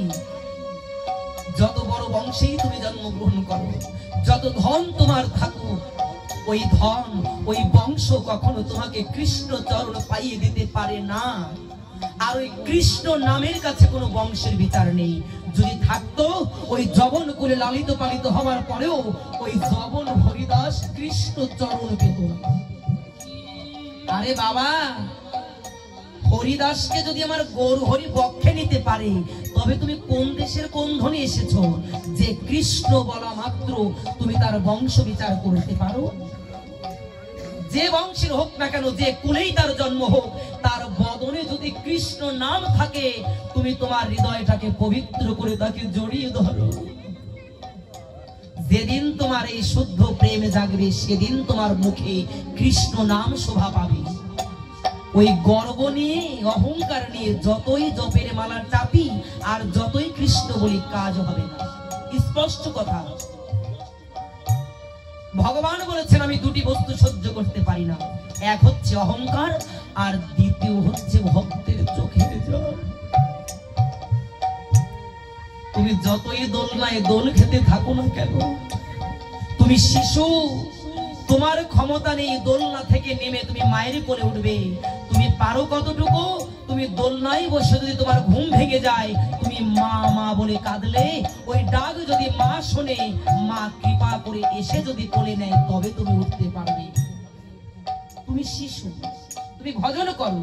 তুমি ভজন করলে পরে ওই ভজনের ডাক যদি আমার কৃষ্ণ শোনে, কৃষ্ণ যদি মায়ের মতন তোমার কাছে এসে তোমাকে কোলে তুলে নেয়, সেদিন তুমি উঠতে পারবে, এর আগে নয়। সাবধান। ওই 2-4 অক্ষর জেনেই একদম আমি ভজনশীল হয়ে গেছি, এটা অহংকার। তাই সেদিন মহাপ্রভু বলেছিলেন, আমি একা কাঁদবো না, আমি জগতের সবাইকে নিয়ে কাঁদবো। আমার যেহেতু গৌর সম্পর্কে আজকে আমাদের অনুষ্ঠানটা, আমরা কৃষ্ণ কৃষ্ণ বলে মরে, কিন্তু আমরা গৌর কি ধন চিনতে পারি না। দেখেছেন, জীবেরও লাগিয়া প্রভু কাঁদেন উচ্চেশ্বরে। ওই আপনি আমি সবার জন্য না কাঁদলে ওতে গৌর হরির কিছু আসবে যাবে না। কেন? যে গৌর জগতের সবার জন্য কাঁদে, ওই গৌরের ভজন করেও যদি তুমি সবাইকে সমান চোখে দেখতে না পারো, ওই ভজন করা আর না করা সমান। কষ্ট পাচ্ছেন কেউ? হ্যাঁ, কষ্ট পেলেও কিছু করার নেই। কেন? যেটা সত্যি সেটা বলতে হবে। আমার ভগবানকে ধরতে হলে পরে ভগবান সম হতে হবে। আমা হতে আমার নাম বড়, নাম হতে ভক্ত বড়, ভক্ত হতে ভক্তের চরণ ধুলি বড়। কোন পর্যায়ে যেতে হবে? ওই আত্মকেন্দ্রিক মন নিয়ে গোবিন্দকে ডাকবো আর গোবিন্দ পাবো, কোনোদিনও হবে না। আমাদের চিত্তটাকে বৃহৎ করে, একদম খোলা করে, পরিষ্কার করে যদি কৃষ্ণ বলতে পারি, তবে কৃষ্ণ কৃপা হবে, এর আগে নয়। আমার গৌর হরিও বললেন, আমি ঘরে থাকবো না, আমিও বের হয়ে যাব। কেন? আমি যদি বাহির না হই, জগতে কৃষ্ণ নামে সবাইকে কে বাহির করে? দেখেন এই যে গৌর পূর্ণিমা, ফাল্গুনী পূর্ণিমাতে অনেক অনেক জায়গায় কিন্তু অনেক অনেক আনন্দ হয়, কিন্তু জানেন দুঃখ একটাই, আমাদের এই আমগ্রাম এত বড় একটা ইউনিয়ন, কিন্তু আমাদের এই আমগ্রামে কোথাও এমন একটা জড় পর্যায়ে কোনো একটা অনুষ্ঠান হয় না যেখানে গেলে পরে আমার গৌর কৃপা অবশ্যই গৌর মহিমে অনুভব। কিন্তু ধারে কাছের মধ্যে এই যে আপনাদের সাতপার বাথান বাড়ি, জানেন সত্যানন্দ যে গোস্বামী ছিলেন, তার ওখানে কিন্তু বিশাল আকারে এই দোল উৎসবটা হয়। বাবা, গৌর পূর্ণিমায় যে গৌর আমাদের জন্য যার মাথাও ফেটেছিল, নিতাইয়ের যে মাথাই ফেটেছিল, যারা আমাদের জন্য রক্ত দিল, আমরা কি পারি না তাদের জন্মদিনে একটু ডঙ্কা পিটিয়ে খোল বাজিয়ে একটু মধুমাখা কৃষ্ণ নাম করতে? রাশিয়ার মতন দেশে যদি 10,000 মৃদঙ্গ নিয়ে ওই পথে নেমে যায় গৌরের নাম করতে, তবে আমরা কি বাংলার ভক্তরা পারি না কিছু করতে? আমরা পারি না। আমরা পারি কোনটুক জানেন? ওই আপনি যদি ভক্তির জগতে যান, আপনাকে কেমন করে টেনে নামানো যায় সেটা বেশ ভালো পারেন, কিন্তু আমরা ওই কেমন করে একটু এগিয়ে যাওয়া যাবে সেটা আমরা পারি না। তাই মহাপ্রভু বললেন, আমিও থাকবো না, আমিও চলে যাব কোথায়? যেখানে গেলে পরে আমার কৃষ্ণকে পাওয়া যায়। তাই বাবা, আজকে যার জন্য গৌর জগতে এত শ্রেষ্ঠ, আমি তার কথাটা একটু বলতে চাই। যেমন পরীক্ষিত মহারাজ জগতে পরিচিত হলেন গোবিন্দ কৃপা পেলেন মায়ের জন্য। নিমাইয়ের মায়েরও তো কৃপা অবশ্যই ছিল, কিন্তু শুনে রাখেন মায়েরা, এই জগতে একজন মাই শুধু পারে একজন বাবাকে জীবনে উন্নতি এনে দিতে, যদি সেই ঘরের মা গুণবতী এবং ভক্তিশীলা হয়। আচ্ছা, মহাপ্রভুর স্ত্রীর নাম তো আপনারা জানেন, সবাই জানেন না? প্রথম স্ত্রীর নাম কি বলেন তো? কি বাবা বলেন তো? হ্যাঁ, না না, এই দাদা বলেছেন সঠিকটা, শুধু শুনলে হবে না, ভুল হয়ে যাবে। মহাপ্রভুর যিনি প্রথম স্ত্রী ছিলেন তার নাম ছিল লক্ষ্মীপ্রিয়া। লক্ষ্মীপ্রিয়া বেশি দিন মহাপ্রভুর সঙ্গে থাকতে পারেননি। দ্বিতীয় যে বিবাহ ছিল মহাপ্রভু, সেই দ্বিতীয় বিবাহে এসেছিলেন বিষ্ণুপ্রিয়া। জানেন, আপনারা তো রাধা রানীর বিরহটাকে দেখেন, অনেক কষ্ট পান, অনেক কান্নাকাটি করেন, কিন্তু ওই রাধা রানীর থেকেও যে কত গুণ যন্ত্রণা বিরহ আমার বিষ্ণুপ্রিয়া সহ্য করেছিল, সেই কথা হয়তো আমাদের অনেকেরই জানা নাই। আরে রাধা রানীর বিরহের কথা তো লিখনে দিতে পেরেছে, কিন্তু বিষ্ণুপ্রিয়ার বিরহের কথা লিখনেও দিতে পারে। বিষ্ণুপ্রিয়া যিনি সোনার গৌর কাছে পেয়েছিলেন, ওই সোনার গৌর পেয়েও যিনি ছেড়ে দিলেন, তাহলে চিন্তা করেছেন কত বড় ত্যাগী মা। আমাদের জন্য যিনি সংসার পরিত্যাগ করে দিয়েছেন, আমরা পারি না তার জন্য দুটি পয়সাকে পরিত্যাগ করতে। বিষ্ণুপ্রিয়া দেবীর রূপ বর্ণনে বলেছেন, কোটি চন্দ্র যদি এক সঙ্গে উদয় হয় আকাশ পানে, ওই বিষ্ণুপ্রিয়ার একটা নখের কণার সৌন্দর্যের নয় সমান। 14 বছরের বিষ্ণুপ্রিয়া 24 বছরের ওই নিমাই যাদের ঘরে এসেছিলেন সংসার করবে বলে,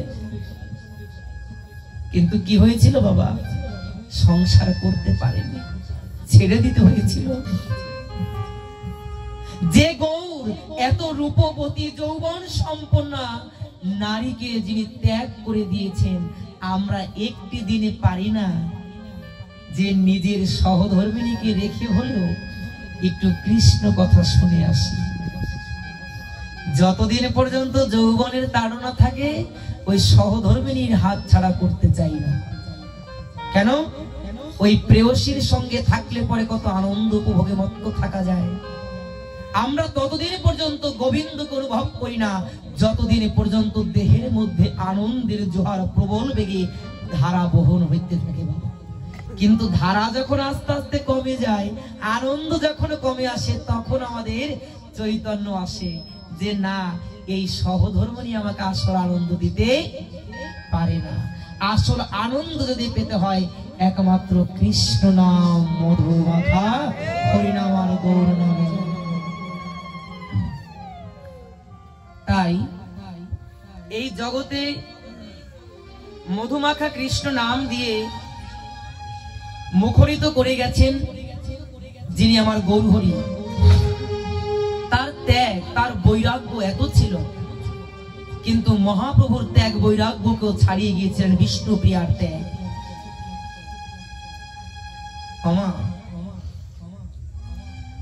মহাপ্রভু যখন ওই গয়া থেকে গুরুদেবের কৃপা পেয়ে ঘরে আসে, কি হয়েছিল জানো? যখন মহাপ্রভু ওই গয়াধাম দর্শনে যাবে, তার আগে ছিল মহাপ্রভুর এক ভাব, আর গয়া দর্শন করে গুরু কৃপা লাভ করে যখন মহাপ্রভু গৃহে আসে, তখন তার আরেক ভাব দর্শন করে বিষ্ণুপ্রিয়া। মহাপ্রভু যেদিন ওই গয়া দর্শন করে ঘরে ফিরে এসেছিল, ঠিক মতন আর ওই বিছানাতে আমার মহাপ্রভু শরীরটাকে দেয়নি। বিষ্ণুপ্রিয়া দেখতো ওই মাঝ রাতে হঠাৎ করে ওই গৌর সুন্দর ঘরের বাহিরে গিয়ে ফুপিয়ে ফুপিয়ে কান্না করতেন। কেন? কিসের অভাব ছিল মহাপ্রভু? কিন্তু বিষ্ণুপ্রিয়া কখনো প্রশ্ন করতেন না, শুধু দেখতেন যে তার স্বামী কি করে। এই মাঝরাতে উঠে সেই গঙ্গার তীরের দিকে তাকিয়ে থেকে শুধু কাঁদত। তাই বিষ্ণুপ্রিয়া হঠাৎ করে একদিন দেখতে পায় মাঝরাতে তার পাশে গৌরহরি নাই। যখন দেখতে পায় গৌরহরি তার পাশে নেই, বিষ্ণুপ্রিয়া উঠে দেখতে পায় গৌরহরি ওই গঙ্গা নদীর সামনে বসে বসে সে অঝোর ঝাড়ায় কান্না করছে। একই এমন করছে কেন? আর কি করছে জানো? মহাপ্রভুর এই চরণের বৃদ্ধাঙ্গুলি দিয়ে যে মাটিগুলো ছিল বাবা, সেই মাটিগুলোকে এরকম করতে করতে খুঁড়ে খুঁড়ে মনে হয় একটা গর্ত করে ফেলেছে। পাগল ছিল। পাগলে কি করে? ওই একটা লাঠি সোটা পেলে পরে এরকম গর্ত করতে শুরু করে দেয়, কোনো কারণ ছাড়াই। মহাপ্রভু মনে হয় পাগলের মতন করছেন। বিষ্ণুপ্রিয়া কিছু বলেননি। সকালবেলা সতীমাকে ডেকে বলছে, মা, অমা, আমার মনে হয় কি জানো, তোমার ছেলের মনে হয় কোনো একটা অসুখ হয়েছে। কেন জানো মা? সে রাতে ঘুমায় না, সে শুধু রাতে কান্না করে। আর আমি দেখেছি গতকাল তার বৃদ্ধাঙ্গুলি দিয়ে মাটিগুলিকে খুঁড়ে খুঁড়ে সে যেন বিড়বিড় করে কি বলতে থাকে। মায়ের মন্ত্র। মা বলেছে, বিষ্ণুপ্রিয়া তুমি চিন্তা করো না, আমার নিমাইয়ের কি হয়েছে এটা অবশ্যই সঠিকভাবে জানা যাবে যদি শ্রীবাস ঠাকুরের কাছে যাই। কেন? আমার এই নিমাইকে সব থেকে ভালো চিনতে পারে শ্রীবাস ঠাকুর, কেন তার সাথে বেশ ভাব। অমায়েরা শুনে রাখো, বিষ্ণুপ্রিয়ার মতন একটু হতে চেষ্টা করো মায়েরা। সে মাকে ডেকে বলছে, অমা, মাগো, গৌরহরির কি বড় কোনো অসুখ হলো? সে কেন এমন করছে? তুমি যত তাড়াতাড়ি পারো একজন ভালো ওঝা বুদ্ধি দেখিয়ে গৌরহরিকে একটু সুস্থ করে দাও। মা বাৎসল্য প্রেমে যিনি ভালোবেসেছেন, সতীমাতা কি করেছে জানো? সতীমাতাও দেখতে পায় তার নিমাই আর আগের মতন নাই। নিমাই ঘরের মধ্যে দরজা দিয়ে সময় সময় হাসে আবার সময় সময়ে কাঁদে, আবার ওই গৌর দেহটাকে ওই ধুলার সঙ্গে লুটে পুটে খাইয়ে দেয়। মা এবার শিওর হয়ে গেছে বাবা যে হয়তো আমার নিমাইয়ের কোনো ব্যাধি হয়েছে বা কোনো অসুখ করেছে। মহাপ্রভু যখন এই ভাব দর্শন করেছে, সতী মাতা শ্রীবাস ঠাকুরের কাছে গিয়ে বলেছে, শ্রীবাস তুমি শীঘ্র করে চলো, তুমি দেখবে আমার নিমাই যেন কেমন করছে, আমার মনে হয় কোনো অসুখ করেছে আমার নিমাই। বাৎসল্যপ্রেমে এতটা গদগদ ছিল, ওই মা যশোদা ওই হিতাহিত চিন্তা ভুলে গেছে। জগতে যাকে দেখলে পরে ভবে রোগ সেরে যায়, তাকে কি আর কোনো রোগে ধরতে পারে বাবা? যে নামে মহারোগ সেরে যায় তার তো কখনো রোগ হতে পারে না। ওই যে যথামাং প্রপদ্যন্তে কাঙ্কাং স্থৈব ভজাম মম বর্তান বর্তন্তে পার্থ মনুষ্য সর্বস্ব। যে আমাকে যেমন ভাবে ভজনা করে তাকে আমি সেভাবেই তুষ্ট করে থাকি। মা সতী দেবী সে তো তার নিজের পুত্র রূপে তাকে ভজন করছে, ভালোবাসছে। তাই সন্তানের যদি কোনো লক্ষণ দেখতে পায়, সবার থেকে আগে পাগল হয়ে যায় মা, যে আমার সন্তানের কি হলো। যে কোনো কিছুর বিনিময়ে আমার সন্তানকে ডাক্তারের কাছে নিতে হবে। সতীমা কি করেছে জানো? শ্রীবাস ঠাকুরকে বলছে, শ্রীবাস তুমি একটু কৃপা করে আমার নিমাইকে ভালো একজন বদ্যির কাছে নিয়ে যাও, যেন ঝাড়ফুঁক করলে পরে আমার নিমাই সুস্থ হয়ে যায়। সত্যিকার শ্রীবাস ঠাকুর বলেছে, কমা তোমার নিমাই কোথায়? যখন এই কথা বলেছে, সতীমা দেখিয়ে দিয়েছে ঘরের মধ্যে। শ্রীবাস ঠাকুর দূর থেকে দেখতে পায় আমার গৌর হরি একবার কাঁদে, একবার হাসে, আবার সে ধুলায় গড়াগড়ি যায়। বদনে তার মধুমাখা কৃষ্ণ নাম। গৌর হরি যেন বারে বার বলছে, ও কৃষ্ণ কবে তোমার কৃপা হবে, কবে তোমার করুণা হবে, আমাকে কৃপা করো কৃষ্ণ। শ্রীবাস ঠাকুর কি করেছে জানো? সতী মাতাকে বলেছে, মা তুমি ভয় পেও না, তোমার নিমাইয়ের কিছু হয়নি। আর নিমাইয়ের যা কিছু হোক না কেন, আমি নিমাইয়ের কাছ থেকে সব কিছু জেনে আমি তোমার নিমাইয়ের সব কিছু ঠিক করে দেব। শুধু ভক্তজন, ভক্ত হলে পরে একমাত্র ভগবানকে চেনা সম্ভব, এছাড়া সম্ভব নয়। ভক্তের লক্ষণকে দর্শন করেছে, একবার হাসে, একবার কাঁদে, একবার ধুলায় গড়াগড়ি যায়, আর বদনে মধুমাখা কৃষ্ণ নাম গায়। শুধু ভক্তজন, শ্রীবাস ঠাকুর কি করেছে জানো? একটু একটু করে গিয়ে মহাপ্রভুর কাছে গিয়ে বলেছে, গৌরহরি সবাই বলা বলে করছে তোমার নাকি কি ব্যাধি হয়েছে, কিন্তু ওরা জানে না জগতে সকল ব্যাধি ঔষধে সারে, কিন্তু এমন এক ব্যাধি আছে যে ব্যাধি কখনো কোনো ঔষধ সারতে পারে না। আমাদের যদি অসুখ হয়, চোখ দুটো ডেবে যায়, শ্বাস প্রশ্বাসটা তাড়াতাড়ি হয়ে যায়, পেটে সমস্যা হয়, এগুলো দেখে বুঝতে পারি আমি অসুস্থ। কিন্তু শ্রীবাস ঠাকুরকে দেখেছে জানো? শ্রীবাস ঠাকুর দেখতে পায় নিমাইয়ের যে রোগ হয়েছে, যে ব্যাধি হয়েছে, এই ব্যাধি সচরাচর জগতের সকলের হয় না। শ্রীবাস ঠাকুর মহাপ্রভুকে ডেকে বলেছে, ও গৌরহরি জগতে সবাই জানে তুমি রোগাক্রান্ত হয়েছো, ব্যাধি হয়েছে তোমার, কিন্তু ওরা সঠিক ব্যাধির খবর কেউ জানে না। আমি তো জীবনে তোমার কাছে কোনোদিন কিছু চাইনি গৌর, ও গৌর, তবে আজকে তোমার কাছে আমার একটি বস্তু চাইতে বড় সাপ।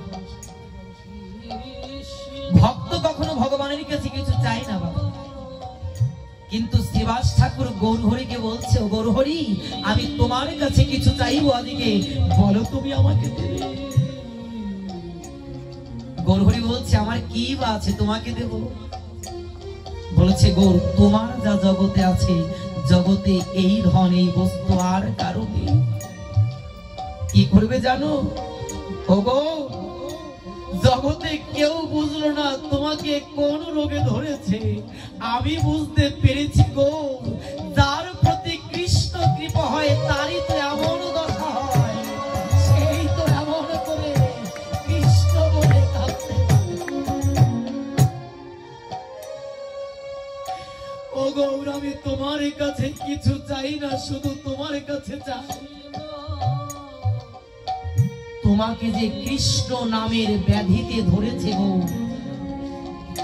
তুমি আমাকে জীবনে কিছু দাও বা না দাও তাতে কোনো দুঃখ নাই। আজকে আমি বক্ষ পেতেছি, আমি হৃদয় পেতেছি, ও গো, তোমার যে কৃষ্ণ প্রেমের ব্যাধি হয়েছে, ওই ব্যাধি যেন আমারও হয়।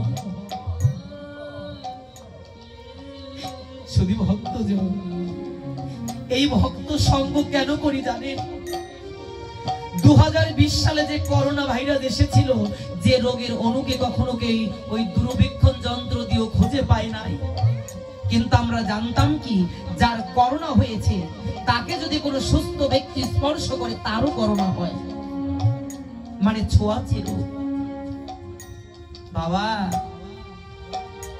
করোনা রোগকে যদি যন্ত্রের দ্বারা দেখা না যায়, কৃষ্ণ প্রেম কি কখনো দেখা যায়, মাপা যায়? আর ওই রোগে যাকে ধরে, যদি ওই রোগাক্রান্ত ব্যক্তিকে কেউ স্পর্শ করে, করোনার আক্রান্ত রোগীকে স্পর্শ করলে যদি সুস্থ রোগী ও করোনাক্রান্ত হয়, মহাজনগণ বললেন, এই জগতে যারা ভক্তি রোগে আক্রান্ত, যদি তুমি তাকে পরশ করতে পারো, তোমারও একদিন ভক্তি উদয় হয়ে যাবে। নিতাই গৌর হরি বল, নিতাই গৌর হরি বল, নিতাই গৌর। সেদিন মহাপ্রভু শ্রীবাসকে বলেছিলেন, শ্রীবাস, আমার ভক্তি আছে কিনা আমি জানি না, তবে শোনো, তুমি আমার কাছে চেয়েছো, তুমি কৃষ্ণ প্রেম পাবে, তোমাকে বঞ্চিত করব না।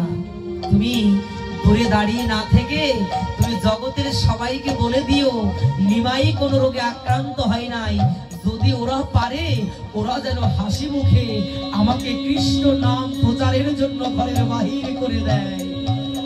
ও শ্রীবাস, তুমি আর দূরে না দাঁড়িয়ে থেকে একবার এসো, তুমি আমার বক্ষে আসো, আজকে ভক্ত ভগবান মহামিলন করি, আর আমরা সবাই মুখে হরি হরি বলো।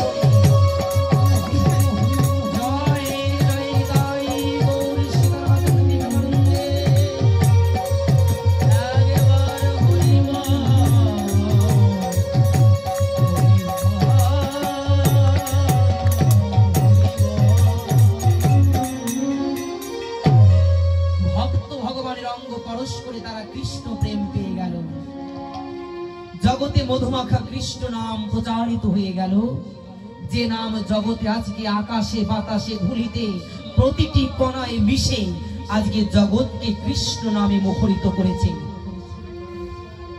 শুধু ভক্তজন, যে গৌর অনর্পিত ধনকে আমাদের জগতে দিয়ে গেল, আমরা জগতে সব ভুলে যাব, কিন্তু আমরা যেন কখনো গৌরকে ভুলে না যাই।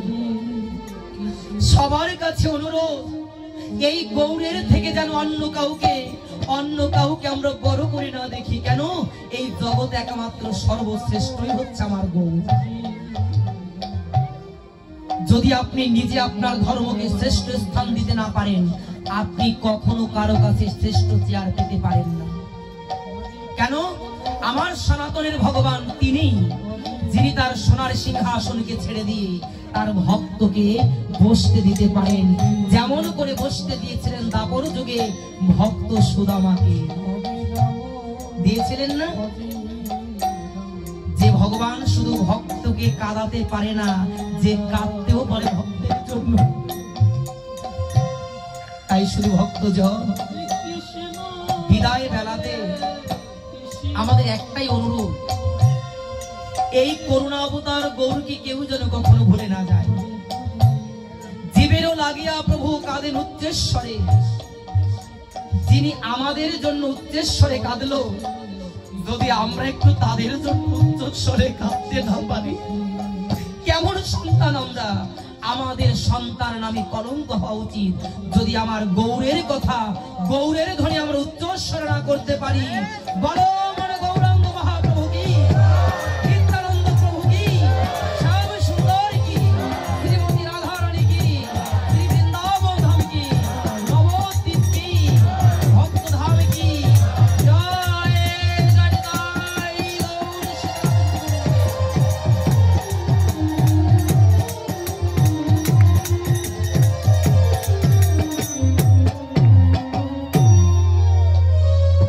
সুধী ভক্তজন, ইতোমধ্যেই আপনারা দর্শন করেছেন